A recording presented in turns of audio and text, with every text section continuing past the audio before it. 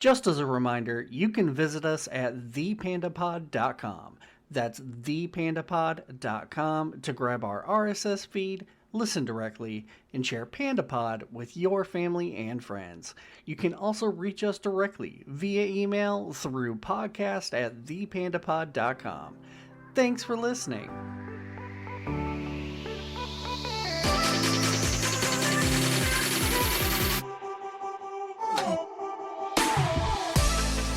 Welcome everybody to this edition of the Panda Pod. Today we're going to talk a little bit about Armageddon. Not necessarily biblical, however, there's lots of different Armageddons, and we're going to pick apart this topic a little bit.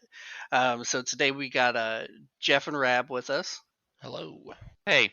And we're going to go ahead, like normal, and go ahead and kick it off. So today we're going, like I said, we've got a different set of topics to talk about when we're discussing Armageddon. And we're going to start off by talking a little bit about climate change. And then we'll have some more thoughts. So with climate change, we're going to go ahead and I'm going to lead it over to Rab, and he's going to give us a little bit of his thoughts about this. Yeah, so this is climate change. You know it, you love it. My personal favorite flavor of Armageddon. Well, yeah, maybe we've not all my got favorite. a favorite. Yeah, perhaps not my favorite, but the one that I feel like is most likely to affect us. So, you know, earlier this year, the IPCC published their climate report. And it seems like we are already at 1.1 degrees Celsius of global warming, and that it's likely to reach 1.5 between 2030 and 2035. So those are both pretty alarming facts. And also, it seems like a lot of climate scientists believe that we're currently exceeding even what was predicted. Estimates keep getting shorter and shorter, right? So, I mean, it seems like we could hit 1.5 even faster than that potentially. So, what is the significance of that 1.5 degree, whatever marker? Yeah. So the main significance of 1.5 is that was like what the Paris Climate Accord said that we might not hit. Like if everybody chipped in right when that thing started, the goal was to like stop at 1.5 basically. Gotcha. I feel like I remember something about like 3 degrees being like the true tipping point of no return. Right. Well, I mean, no return, I guess, can mean a couple of different things, right? Sure, I mean, sure. so That's a little hyperbolic, I guess. well, yeah. So no return. I mean, you could mean like it would take hundreds of years to bring it back down. Right. Um, but yeah, the current IPCC report says 3.2 degrees by 2100. That's the current projection. Gotcha. With current climate policies, obviously. Mm. Because I mean, a 75-year horizon is enough that you can imagine things potentially changing, right? Like the 10-year horizon, I mean, I wouldn't be surprised if things change in the next 10 years, but it's a lot less likely than 75 years, Interesting. Yeah, so the different numbers can mean different things, like you were saying, right? So there's one point where it starts affecting the ice caps, which we've all heard about, right? So Right. I we get mean, the we're effect already on there, right? right. We're on the point where it's affecting ice caps, which means has a number of different effects. So there's the desalination of the ocean because pure water is getting mixed with salt water, creating brackish water and all of those kinds of things. But also, so the next one would be that it starts affecting things like the coral reefs, which it has.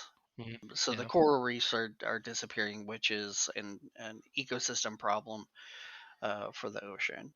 Also, because of the extra water from the ice caps, there's also a weakening of the big stream. I believe it's in the Atlantic. The Gulf Stream? Yeah, the Gulf Stream, and that stream is a big, powerful force that it has a number of different things that it hits on. One of those things is animal migrations. Another one is it affects weather patterns, and that is weakening, which is not is very very not good. Right. That next route, like where we get a little warmer than that, it starts affecting general area climate, right? So places like the desert gets even warmer than it was, and places that are colder get warmer, so they get it just which affects all the animal life and everything. And areas where there's crops growing and things like that, it makes it more difficult to grow crops that are used to a specific climate. So it just starts to get bad overall. So then we start to see food scarcity even worse than what it is. And then just worse and worse and worse from there, as shown by this current summer, Right. and how record breaking the temperatures have been this summer. One thing while you're talking about animals that doesn't get talked about a lot is like the loss of biodiversity and how that really affects like our ability to create new medicines and stuff like that. Like we get a lot of ideas about that kind of stuff from animals and plants.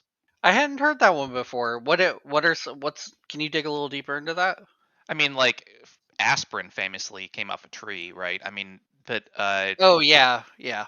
but nowadays the way it works is more like scientists examine how cellular structures work and stuff, right? Like they, learn about those things by looking at how animals have unique different kinds of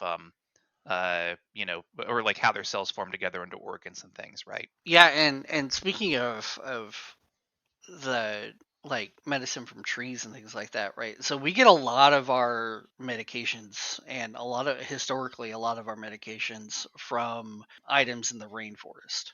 Right. And the great rainforest is shrinking. Not, I don't think necessarily due to climate change. I think No, that's more a people problem, um, because they're cutting down so that they can make farmland, and they're digging and drilling for precious metals and all this kinds of stuff.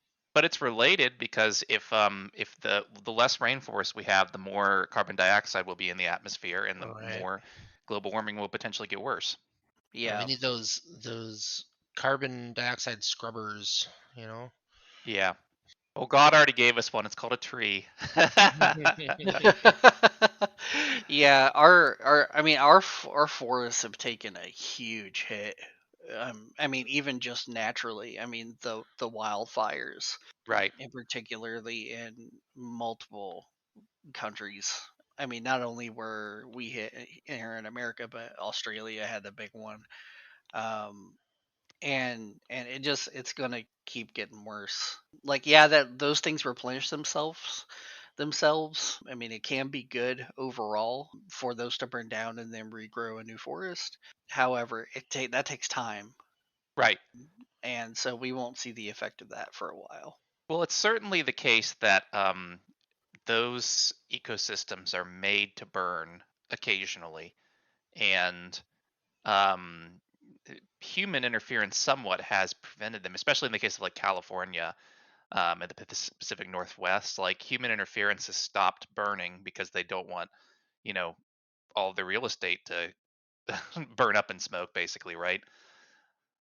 And so, I mean, some of those areas are to some degree meant to burn, but it's increasing in uh, its devastating effects due to climate change. Yeah, it's really taking a big toll, and the less trees we have, the worse it gets, like we said, and that doesn't show any sign of slowing at all. They've Fires have increased year over year in both like the ferocity and the damage and the areas of which they're happening, Right. and I don't know what to do about that one. There's not much to do there unless we're Sure. gonna all go out and plant some trees, which I don't see people actually doing. Yeah, well, I mean, if it's oh shoot, I had a point. Hang on. It's okay. It'll come back. It's the aliens again, bro. Yeah. The aliens really do not like when you think of things. Actually, it's the Archons that don't like it when you think of things, Right. not the aliens. That's a whole other topic, though. Okay, so I remember what I was going to say. Thanks, guys. I was going to mention the fact that, this stuff gets worse because of climate change, but it also makes climate change worse. I mean, there's a lot of things that are almost vicious cycles. Right. Yeah, And it's a snowball. another big one is the tundra unfreezing. There's a lot of methane gas trapped under the tundra. Yeah, methane seeps in the Arctic are definitely a major concern. Fuck, I forgot what I was gonna say there. I mean, Yeah, I mean, yeah. I'm marking a lot of clips today, boys. It's okay. No, it's all right. It's all right. Yeah. I've So heard there's someone. Oh, go ahead. no. Go ahead, Reb. We're really off our ball today. I heard someone talking about the methane stuff with the idea that it would be pretty funny if, like, none of this actually matters because when that stuff releases, the entire Earth just explodes. Basically, like it's one big fireball all around us at once. that's an interesting inroads to a conversation I want to have, which is why we should actually care about this. You know, Right. why we should actually care about climate change. There's a large contingent of people who care about it because they care about the Earth, and I appreciate that. Except that the Earth's going to be fine. Right. Like the Earth's going to recover from this. The real reason to worry about this is us. You know, like we might not recover from it if we don't do something about it. You know, and like in the interest of preserving humanity and you know not completely screwing over our offspring. It's a really good idea that we care about this. And I feel like if more of the like coverage and like in what's the word I'm looking for? Like news coverage. Yeah, like if more of the news coverage was focused on you know the human impact over the earth impact. Actually, you know what? That's not true. Let me take that back. It's not the news coverage. The news does a pretty good job of that. I think the like I can't think of words. Conservationists. If the conservationists would focus more on the human aspect over the earth aspect, I feel like that would trigger more emotion and response in people than trying to make it all about the earth, especially to Christians, because there's this whole like manifest destiny mindset to Christianity. Believing that we're here on this earth, it doesn't matter what we do to it because God's just going to take us away. I see that when I talk to, relatives and like religious people about this conversation. They don't care about it because God's just going to save them. Like, of course we're supposed to use this world. Of course we're supposed to be doing what we're doing. God made this world for us to do whatever we want with, and then he's going to come save us. But I don't know, like we yeah, if that doesn't happen, it's kind of a real scary prospect, So maybe we should be doing a little better job here. Well, they do say that the biggest concern that they have right now and the biggest hurdle that they have to get over is apathy. The Hmm. fact that we only respond to the thing that's urgent. It's hard for us to say, okay, in 20 years from now, if we don't do something, we generally can't. We prioritize the now over the future. We always have, and we're on the track to say that we always will. And that's just the sad truth of it. And in some ways, people literally every day feeling the effects has just begun. I mean, at least in the Yeah, U.S. I guess true. there's that's true for the U.S. only, I would say. And probably only the upper class portions of the U.S. I guess, but the you know I mean, overseas, I guess there's like this big floods in Pakistan. I mean, there's been many singular events, but nothing that has been so ambient as the heat this year, I guess. Yeah, it is a warm, warm year in 2023. Yeah, so I have some thoughts on this that I kind of want to get into because it's kind of touched on different parts that we've already talked about. So I kind of want to dig into some information here real quick. So one of the things that you mentioned, Rab, was the report from the IPCC. The IPCC uses, and most of the climate scientists use specific models to deliver to get their information on what they're going to say about climate change. And their models are based on some very specific data points um, that haven't actually been narrowed down yet. So, um, so one of the things that I found out was there's an article, and according to that article, which just in case anybody wants to look it up, it was written on Nature.com. And it's titled "Revisiting the Holocene Global Temperature Conundrum" by Daryl Kaufman and Ellie Broadman. So they consolidated research from about 143 different papers that were done from climate scholars. And the evidence from indicators and drivers of global change, as looked at from proxy records and simulated by climate models, evaluated whether pollution or environmental change originating in human activity was preceded by either a long term warming trend or by global cooling. So this is the idea that was the world actually heating up or was it cooling before we started interfering? And the reason why this matters is because the models that we use are based on the assumption that cooling is what was happening before the human industrial era. That's the consensus, is that the world was cooling before we showed up in the industrial area and started making it worse. Now, if it was warming rather than cooling, then our models are way off the mark. And there's confusion as to whether or not it was cooling or heating. Interesting.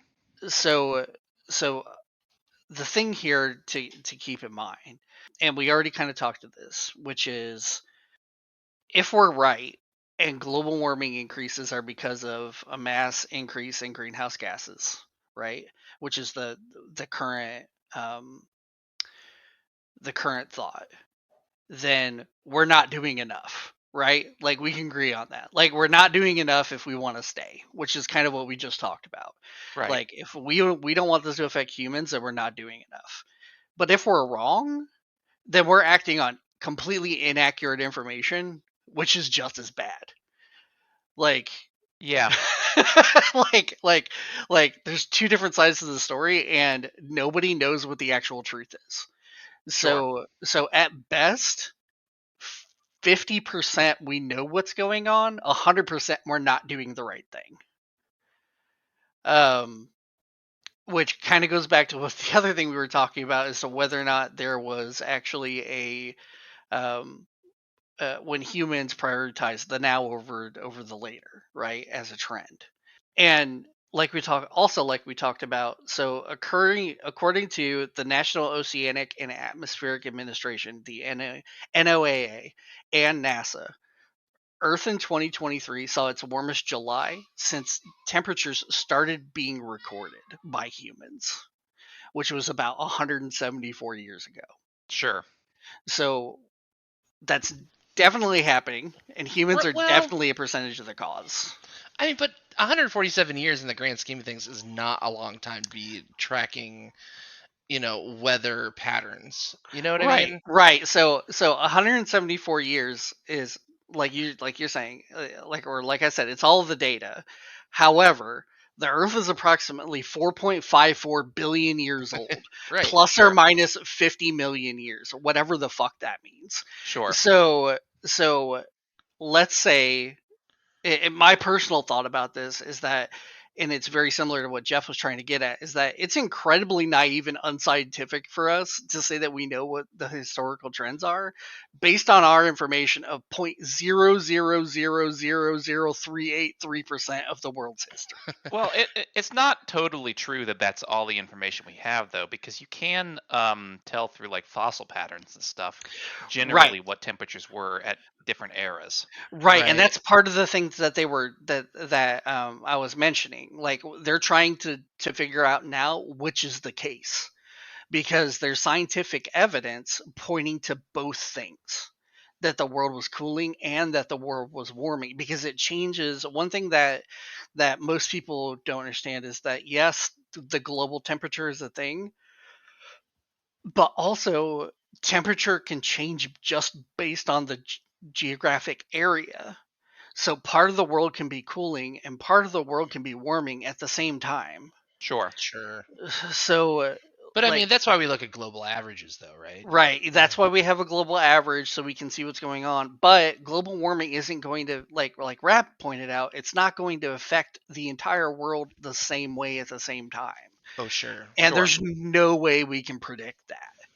So Yeah, like there is obviously a need for like stepping back and looking at the big picture of it all. I mean, if we are not causing the current trend of climate change, and I think it's hubris to say that we have a major effect. I also think it's hubris to say that we aren't having an effect. You Sure. know, yeah, we're like definitely having we're effects, having but some kind of effect on yeah. things. You know, maybe we're quickening or slowing different natural processes in some way, or but I also think it's totally possible that this is just it's just weather being weather, like, or the earth going through its natural cycles. We talked about tracking, trends and patterns from, pre-recorded, temperature history. And, they do like core sampling of like the ice caps and things like this. And it seems like every time, I shouldn't say every time I go out there, but every time I hear about that kind of thing, it's new conflicting information because we're just finding out more and more. Sure. Yeah, and they're taking information from tree rings. So Hmm. like the crazy old trees that we have, they're taking samples from um, just from the ground, trying to figure out how long it from this period and what kind of like metals have been created from just the pressure and stuff like that. And they don't know. There's too much conflicting information for them to know right now. And not to mention that people are people and they don't agree with each other. So there's just some people that just won't be like, yes, the world was in a cooling process, or yes, the world was in a heat process, just because they want to be right. So there's also human hubris, like Yeah. whichever way you want to look at it. I just think that I didn't want to sound dismissive of the issue before when I was saying what I was saying, because I personally do think that it's something we should be, talking about and actively trying to improve. Because regardless of whether or not the world's ending because of what we're doing, that doesn't mean we can't improve what we're doing, and we shouldn't do it as quickly as possible as well. Like there's no sense in polluting or anything like that any more than we absolutely have to, and choosing to neglect progress in that regard for the sake of profits is extremely short-sighted. you know Right. but I am saying that, maybe a bit of,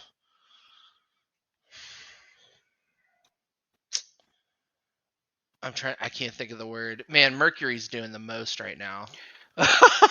Mercury retrograde is kicking my ass. What's the word I'm looking for? You want people to be a little bit more pragmatic and maybe not so Yes, pragmatic was the word. Good job. Damn. Yeah, kudos. So yeah, I think people should just be more pragmatic about it. Don't. There's no sense in panicking. You know, it's okay to be urgent, but like don't just get Ooh, I can't think of words. We'll Well, just that's Yeah, good fly. advice in general, yeah. though, because if it's that far, I mean, it ultimately, even though it is here, it's also something that's far in the future. And if you just panic about it, it's not really possible to take actions that actually help your future. Right. This is something that Ellie and I were talking about yesterday. That it's almost of a like Well, some people use it as a way out, like an excuse to not care. If it's that bad, then just, I mean, even if you believe in it, you could just say, well, it's so bad that it's not worth messing with. right, yeah. So that's what I was trying to get to. Thank you. Is I think it's a bit of a scarcity. Like we get into a scarcity mindset with it, where it's easy to look at things going wrong, and in that panic, make panic decisions that are more short-sighted. So just stepping out, a longer view on things, and just a measured approach to how to solve this. Quit getting mad when the accords don't go according to plan. Do keep having the accords, do keep making the progress, but don't you don't have to Greta Thunberg or whatever her name is everything. You Sure. know, you don't have to be that aggressive. You don't have to be in the face. You don't have to be that. You know, um, Upfront. yeah, yeah, abrasive. I guess is the word I'm looking It's for. okay. We'll fill in your words, Jeff. Don't worry Thank about it. you. I We get appreciate it. we got you today. So something that I wanted to hit on real quick. So and this came about because of the conversation that I was actually having with Rab the other day. Rab was talking about the different countries and how they are on pollution. And so I started looking at the information myself. And what I noticed was one, the biggest country that has the biggest pollution problem is China, which shouldn't be surprising because they're the majority of the world's manufacturing. And we still run on fossil fuels, and they very much do. Um, and so I would be quick to say, like, okay, well, we need to focus on China, right? We got to get them on board. We got to get them thinking about what they're doing and blah blah blah blah blah. But I don't think we actually have to, because something to keep in mind is China has, the reason why they have so much is it's not necessarily that they have the biggest output of greenhouse gases per person, because they don't.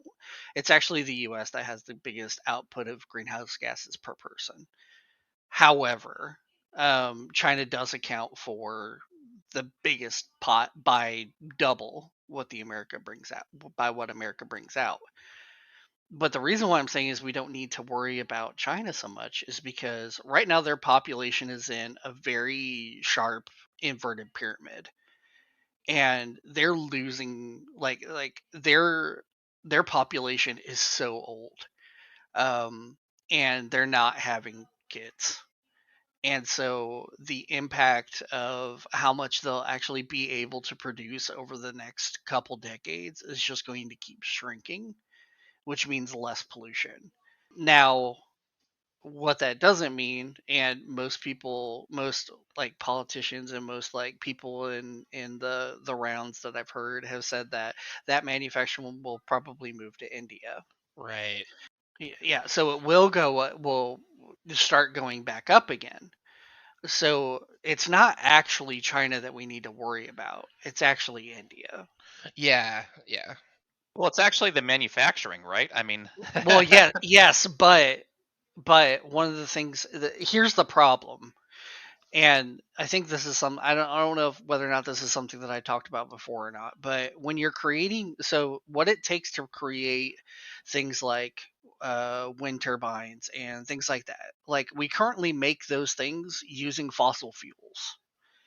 So it would take a very, very long time for us to, and a lot of fossil fuels for us to get to a point where it actually pays for itself, and that's not just because not just the initial cost in fossil fuels, but also for replacement parts and things like that, Sure. because this tech breaks down all the time, especially Right. windmills. Those blades break all the time.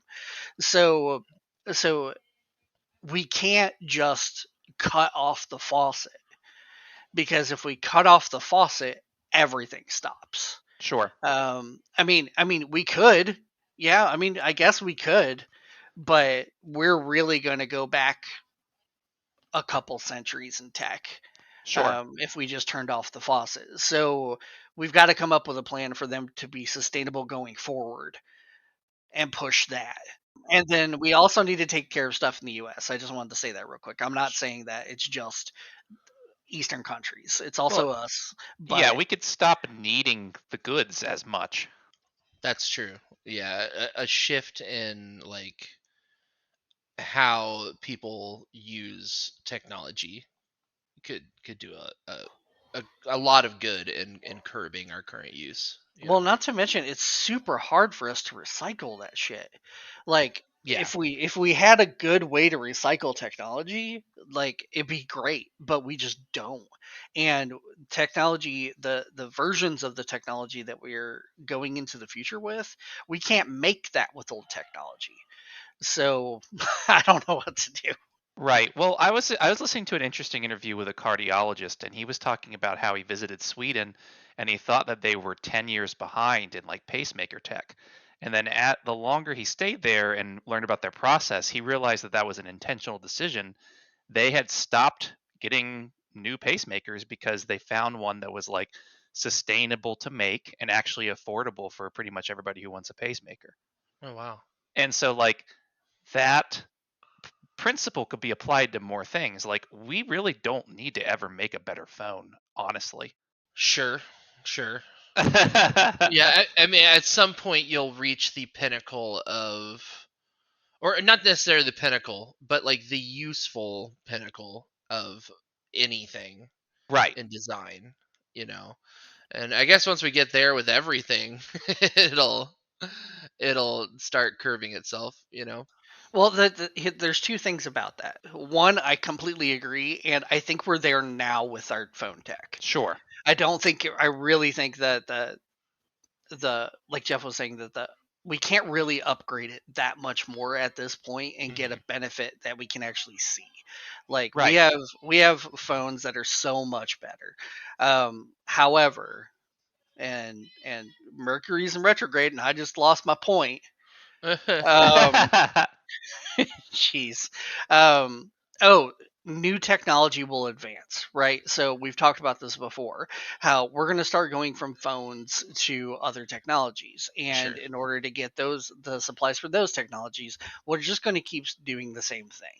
So we really have to be, it has to be conscious thought on the creation of new tech. Like it has to be ingrained, like into new tech.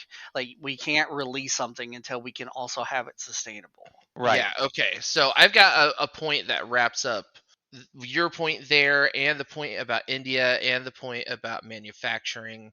So bear with me as I try to muscle through this thought here, okay? Um,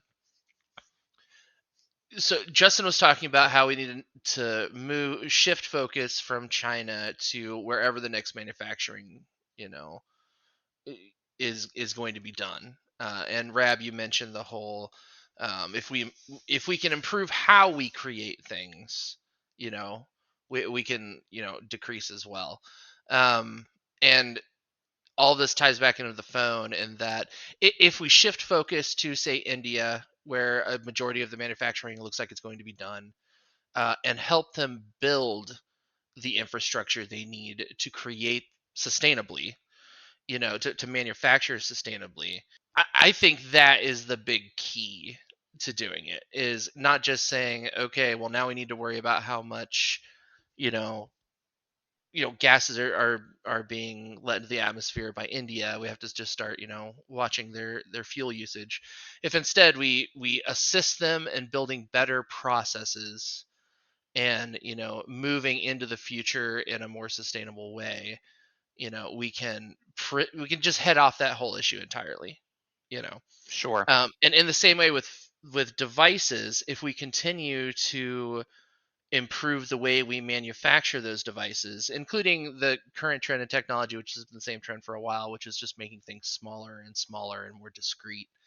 The fewer materials we're using in manufacturing those things, the more sustainable they become as well.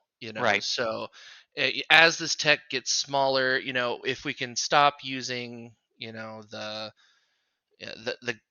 the materials needed for like the phone cases and the glass and all that, and move that into another device that's more discreet and easier, or not necessarily easier to manufacture but more sustainable to manufacture. Sure. I think that's a great way to not have to cap where we go with technology, but to regulate how we get there.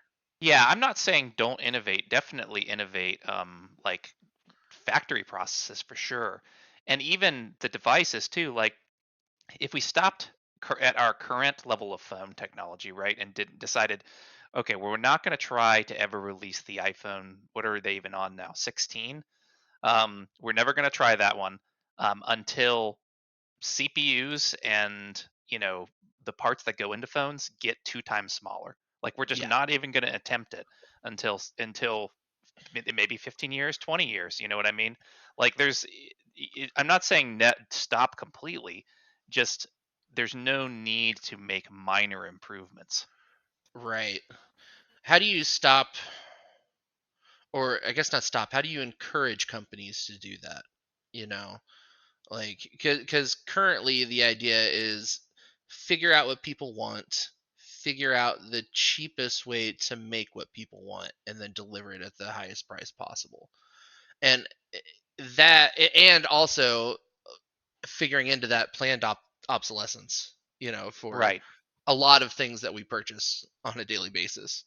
How do you encourage companies to shift their focus on those things? Does that have to be a societal shift, or? Definitely a societal shift. It's a three-prong process. Like, as far as I can see it, it's like a three-prong process. So the first thing you have to do is you have to make it cool to do the right thing. And so you have to have proper influencers doing the right thing. Which is almost, I mean, it's stupid. I hate thinking about it because it drives me nuts. But with popular culture, you really have to, like, we mimic the people that we admire. So you have to have the people that are admired doing the right thing and talking about it. So from a societal shift, yes, that's definitely something that we need to do. From the business side of things, there's only one thing that a government has to be able to pull that lever, which is tax breaks. At least specifically here in America, the only thing that we can do is as the public is to give companies tax breaks to do the right thing. But we can never make those tax breaks big enough for them to do the right thing. And there's other problems, like some of those companies don't pay taxes anyway. So there's only so much that we can do from like a government standpoint. And the only way to change the um, I mean, it's going to be really hard to change a company's viewpoint on it because the only thing that a company is motivated by is profit. So if they can't make profit or they lose market share by holding off on making the new thing and therefore releasing the hype around the new thing, and they can't make that up, and they're not growing, then that starts messing with the stock market. It starts messing with a whole bunch of stuff. And so it's almost an impossible thing to do, but it has to start with the people who are in charge of companies. It has to start coming from the investors that own the companies. They've got to want to do the right thing, and unfortunately the only thing that they're motivated by is profit. So they have to see the benefit in the profit. Sure. Long, yeah, I mean, I can keep going on this for like another 3 hours, so I'm just I gonna mean, leave it it there. sounds like capitalism is the cause of Right.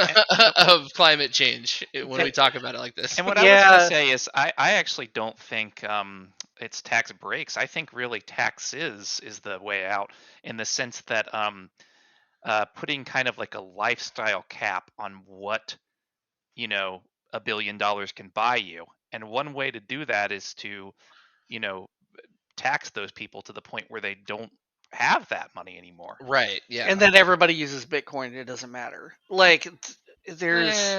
Eh, Well, I do think that it is a relevant criticism to say, like, yes, people will try to find a way around it, and it's not as simple as just like voting in the right politician.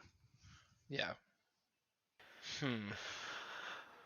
So a shift from consumerism to what, like moral conservatism? Moral might not be the right word, but You would have to. You would. ecological conservatism. I don't want to be this person. I don't want to be this person. But you have to move farther from a.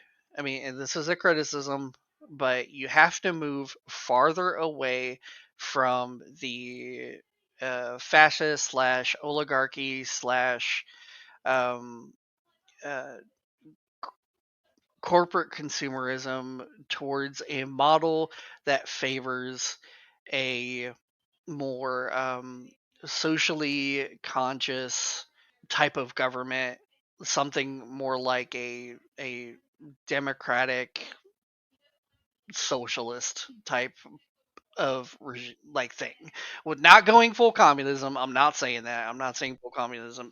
Oh, Capitalism communism, actually do is it. capitalism has actually done a lot of really good things. It actually has. Um, However, it's also done the worst things, and I equate that very similarly to something like the Catholic Church. Right, it has done very very good things, and it's done very very terrible horrible bad things, and that's the same way with capitalism. It does. It's two sides of the same coin. Right. So we'd have to change. That's all there is to it. Well, even Marx thought capitalism was great. He thought that it was just a stage that history would progress through. I mean, that seems to have been proven wrong, unfortunately. Well, I mean, maybe it hasn't. Maybe we're still just moving through it. But Yeah, that's very true. It just could I, take him longer than he thought. I think we all just need to be like Bhutanese. You know what I mean? How they track, instead of GDP, they track, global happiness Yeah. as a metric. Like, unless of course, like what ends up making us really happy is what's destroying the world. I guess that's a different thing I that mean, could it be true. is. But I mean that's proven. Like destroying this world is what's made more people happy than not. Or we Like could be like North Korea. I mean, they're not very big emitters. that's true. They're also not happy, you know. I was Although gonna that say might not be fair. they seem pretty happy over there. Yeah, I don't really know anything about the North government, Koreans in bro, general. the government tells us they're super happy. Yeah. So, that's all we got to go on. Speaking of, and since we're talking about technology, there's also other types of Armageddon, um, and one of those is technology based Armageddons, um, from everything from popular movies that we've had to TV shows to literature. There's just technology being the focus of Armageddon. To boomers Um, talking about AI currently. You yeah, know what I mean? yeah, that's how boomers talk about AI right now, for sure. But I don't necessarily want to talk about the different types of technology. Like, I'd like to know what you guys think would be the funniest technology version of an apocalypse. Hmm. So what technology do we currently have All that, right. if it took over, would be the funniest to you? I got one. All right, so it's phones, and it's the current trend of phones. So we never have, like, you know, good AI. We only have the AI that like chooses what to show you. Um, Mm. and phones continue to get smaller and smaller, so the world ends just because people are looking at like tiny little flakes on desks all day, and that's it. Everybody just has like wicked back pain. Yeah. And Or maybe they evolved to go into your eye, like like Google Contacts kind of or something like that, and people just Mhm. like lay on a bed all day and that's it. Yeah, I mean, well, they are working on the chips, right? I mean, Musk is working on the chips, the brain chips. So, is that what you're thinking? Like, we get the brain chip, and then we're just all sitting there all day while images are being commercials for KFC are just being plugged into our brains 24/7. Yeah, exactly. Okay, you got one, Jeff? Hmm. So I know I've talked about this show before, but the Mrs. Davis show on Peacock, I think that would be an interest. Like, it's not apocalyptic, but like it would be a funny version of how things could go. You know, if an AI went rogue and everybody just accepted it, and then it just slowly led us to our grave, that'd be pretty funny. Especially if we were really happy while it was happening. You know what I mean? I feel Like, like there's a lot of overlap between yours and mine. yeah, that's true. There's actually a lot of overlap between that and mine. So, I think mine's sex bots. Ah, that did So, pop into my mind. So Yeah. if that so if there's one AI and it controls us and it creates these sex bots that we just can't get enough of, and then we slowly just stop having progeny. And so we stop having children, and then we just wipe ourselves out because we're spending all of our time. Like there's, and newer versions start coming out, and people throw them away. So if like you're homeless and you don't have anything, like you just go take one out of somebody's garbage. Like like I think that's probably a really funny way to go. I read an article the other day about, actually, it might have been just like a meme on Reddit, but it had a screenshot of an article about how the Neuralink device, Musk said something along the lines of you'll be able to like give yourself an orgasm on demand with the Neuralink. And so that's another funny potential way to go, is we just all get the ability to orgasm on demand, and we just like dehydrate ourselves to death in bed every day. Duncan Duncan Trussell actually said that on Rogan. Did he? He was saying that there would be like because somebody's gonna hack it, right? So you'll have somebody that'll hack the system and just start giving whoever orgasms. Like the president of the United States is just like making a speech, and all of a sudden you see Biden just keel over, like That's going like to be the best worm ever. yeah, yeah. So just The worm. if you have an enemy, you can kill him with pleasure. Just keep triggering over and over again. What a way to go. Damn. What a way to go.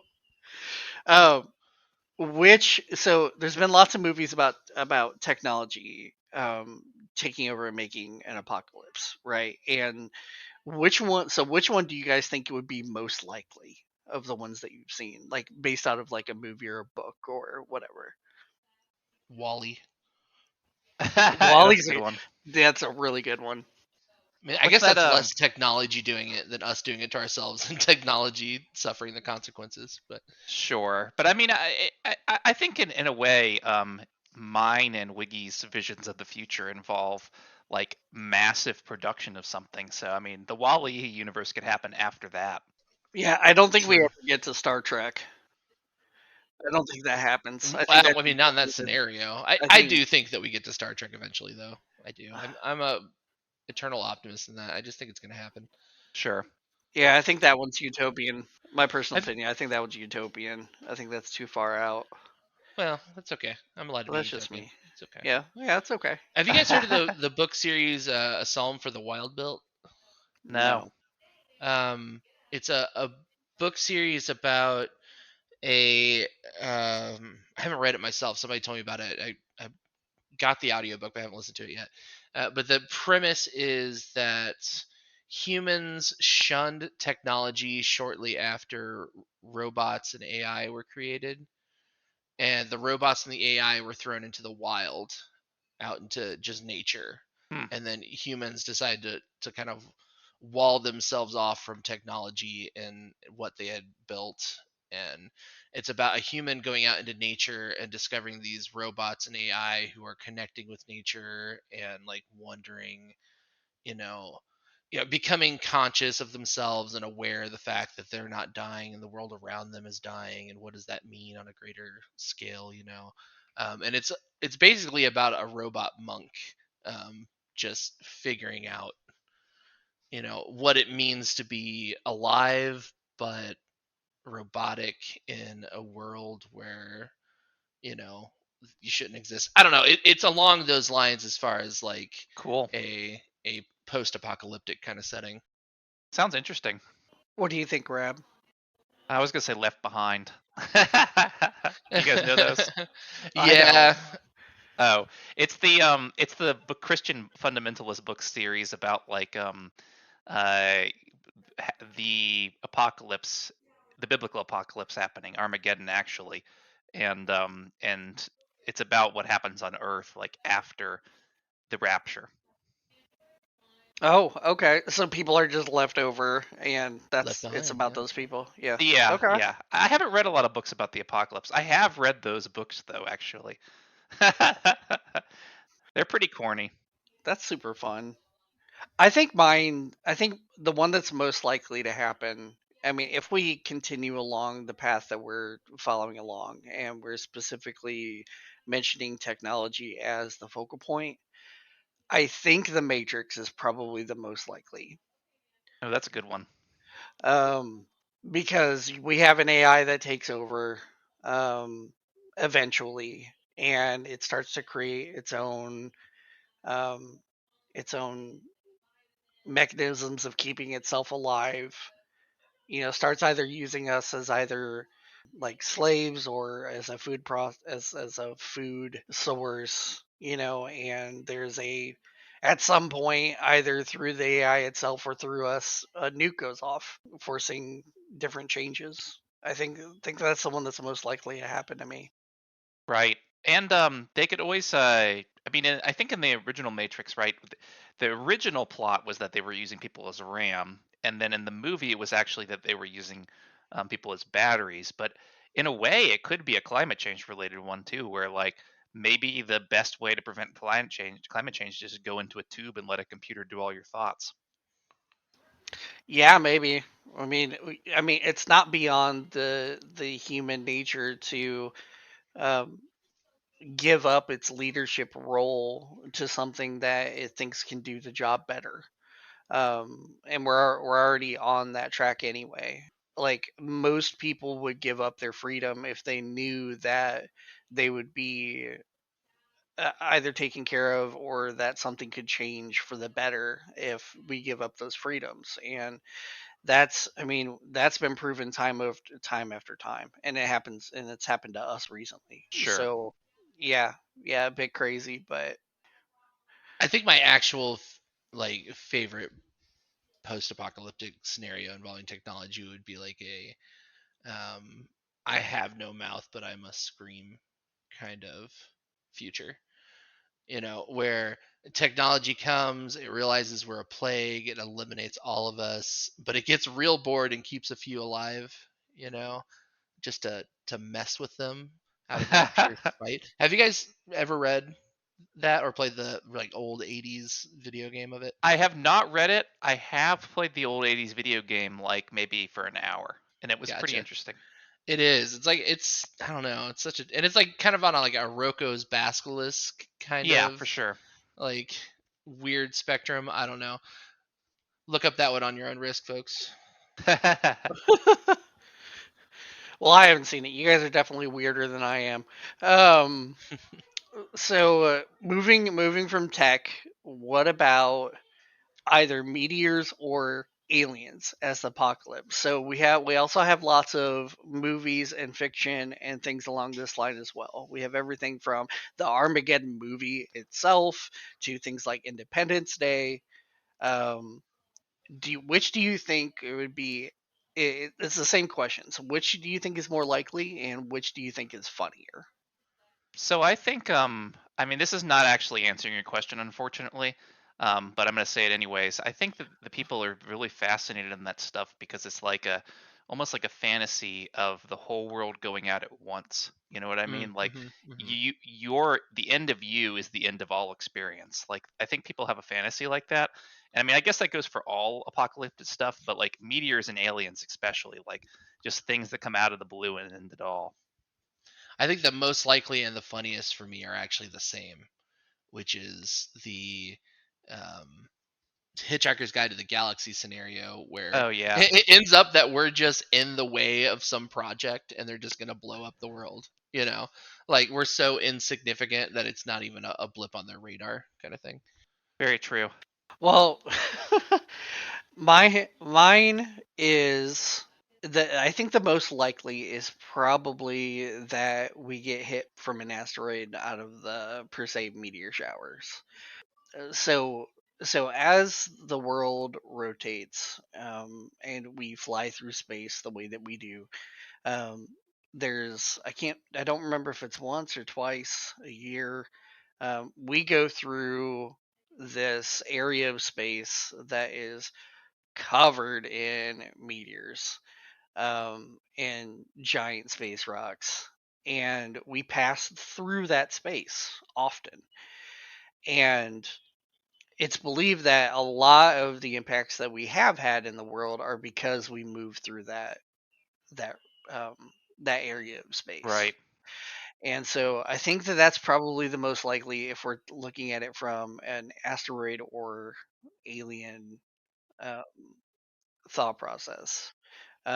Now, what I think is the most funny, I mean, the most funny has got to be by far, um, gosh, Mercury's messing with me again. What's that? What's the movie called where everybody gets stupid?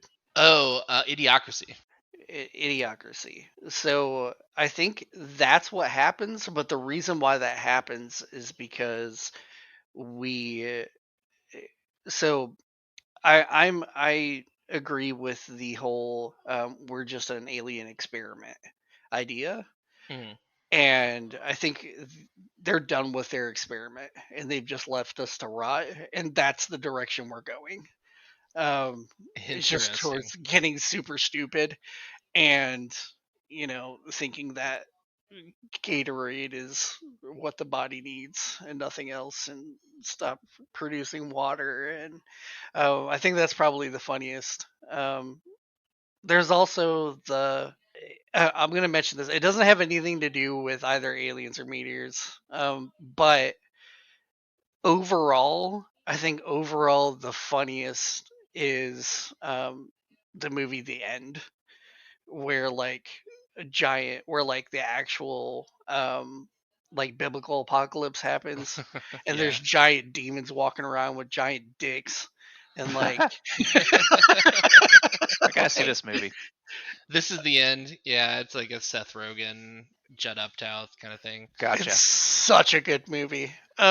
It's so stupid. It's But not my favorite Channing Tatum role, that's for sure. oh, Nice. by far, you've got to see it, Rap, and Yeah, you've for got to sure. talk to us about it because it's so good. It's so fucking funny. Yeah, so I think that one's probably the funniest I have overall. I have legitimate like psychological damage because of the rapture. Like growing up in the Christian church and like especially in a holiness movement church which is all about like celebrating the fact that the end times are here and it's about to end, kind of thing. Every time I hear a loud horn out of nowhere, I am positive the world is coming to an end. Oh wow.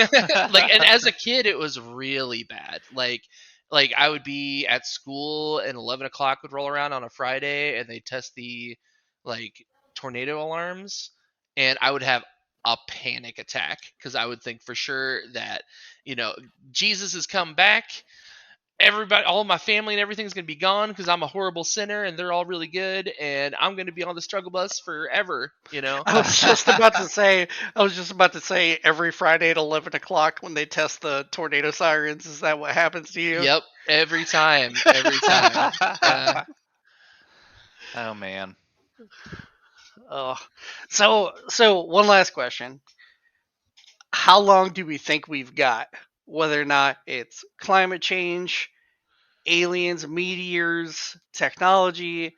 How much time do you think we have left before something happens that we can't control and we're I gone? think it's impossible to predict for anything besides climate change. And my current thoughts on climate change are just that I feel like humanity will make it. I think Earth will make it, obviously. I think humanity will make it as well. I just really do think that we could see the collapse of this current order in a way that would be so strange to us, looking back on this time, assuming we particularly survived it. Yeah, I agree. I think that humanity will endure. I think the human spirit is powerful enough that we'll get into space and we'll become, just germs spread across this universe eventually. You know, um, and again, Earth is going to be fine. There will never become a point, I don't think, until the sun goes out or swallows us up, whichever happens first. Um, where the Earth will not have life on it. There'll be life of some kind. It may not be us at that point, but it's not to say that I don't. Actually, it is to say I don't worry about the apocalypse. It doesn't even pop into my mind. Sure. It's something to talk about for sure. I mean, climate change is certainly something that I care about and I think about. But as far as the world ending, it's not even a concern for me. I know that we'll go on. Right. Yeah, and I would say I'm in the same boat. I don't really worry about it. I do what I can to prevent, trash buildup and other things that I can personally do, but I can't do a lot about climate change as a whole. Right. So on your guys' thoughts. So I'm gonna make a wild statement here. Um, it's considered wild by everything that's mainstream. Um, if Randall Carson and Graham Hancock are correct um, about the um, meteor showers that hit us and the gosh, what's that called? Man, Mercury's doing a job today. Whew, what's that called? So Randall Carlson is a geologist, um, and he found evidence of this thing that happened um, a certain amount of time ago. We essentially had an apocalypse. Um, I mean, there have been several extinction level events on Earth. You know. yeah, and one of them is a new or newer thought. Um, and I can't believe it's this hard to find. Oh my lord. Okay, anyway, I'm gonna go without saying what it's called. You guys can look up Randall Carlson and Graham Hancock on your own. Essentially, a meteor shower happened, and we were in the middle of the ice age. And so, what they're thinking happened is we were in the middle of the ice age, and we like something happened, like going through the Perseid meteor shower or something similar, and we were hit by asteroids or meteors, whichever they are, and we were hit directly in the ice caps, and it created this giant flooding throughout the world, which is also like this type of thing and as an apocalypse is also mentioned in just about every single history from cultures that are nowhere near each other. Right. Around the same time, almost all of these different cultures and civilizations recorded a mass flooding. And around that time, around the same time, maybe 1,000, 2,000 years later, according to the archaeological evidence that we have, um, we found buildings that were made by gigantic stones Mm. that we did not have, that we do not think that people of that time had the technology to move or cut with the precision that they had.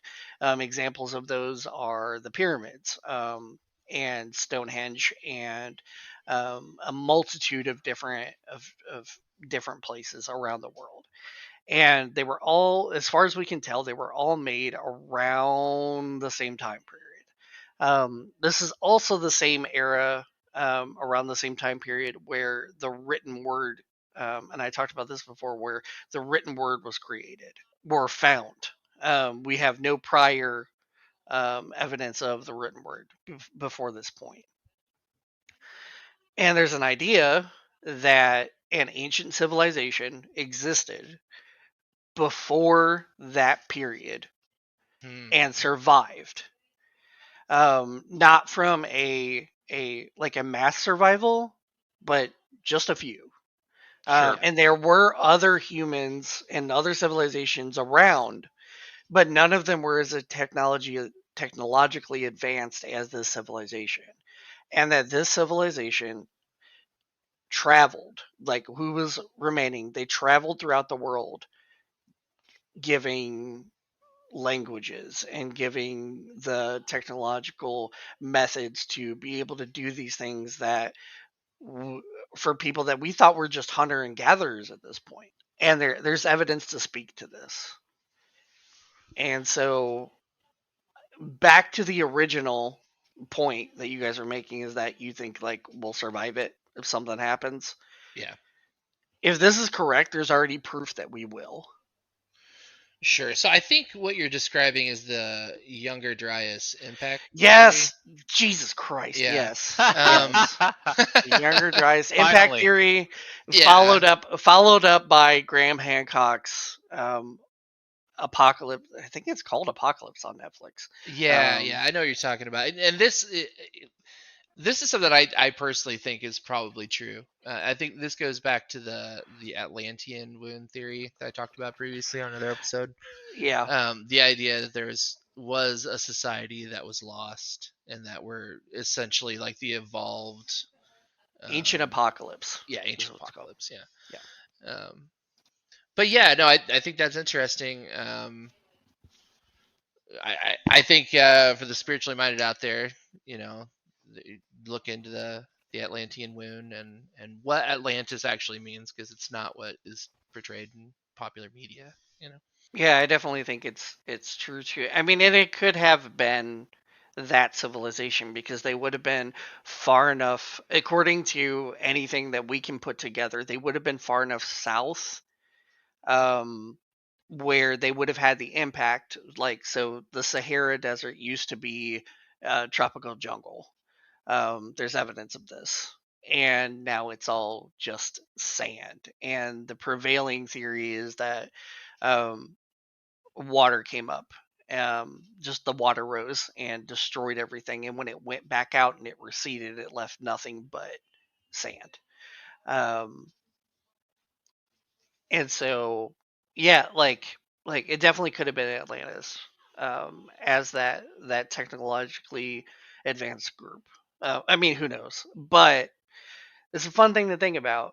Um, and so with that point, because this is something that I think is probably accurate, then yeah, I agree. I think we can make it through it, no matter what happens. We're pretty versatile. We are resilient beings, it's for sure. Yeah. And on that note, I mean, thank you everybody for suffering through Yeah. my uh we're gonna leave it. We're gonna leave it in. Thanks Yeah. everybody for suffering through my brain fog of death. All you resilient beings, you. Yeah, Yeah, tune all in you. next time as this really long extended Mercury retrograde continues to affect us. Yeah, we'll see how long this goes on.